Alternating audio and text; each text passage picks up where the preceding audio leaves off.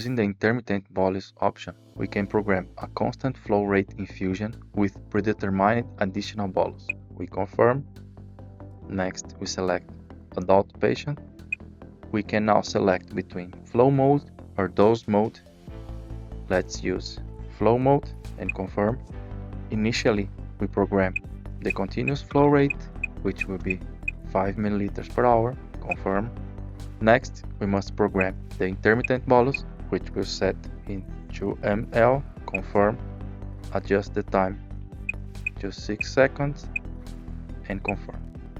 The interval between one bolus and another will be 30 minutes.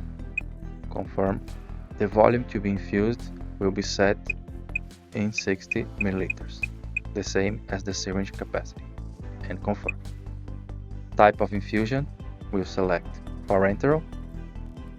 A message will be displayed indicating the direction of the infusion and suggesting the correct installation of the syringe.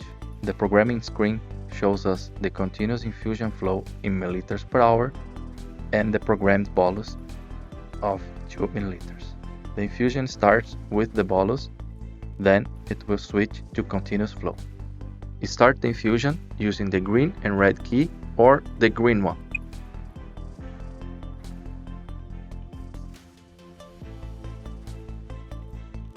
In titration, inside the MF key, we can change the continuous flow rate. Let's change it to 6 milliliters per hour and confirm.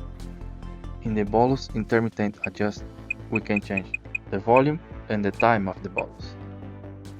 Let's change it to 3, confirm, and to 10 seconds, and confirm. At last, we can change the bolus interval. We confirm, and we can change the time between each bolus.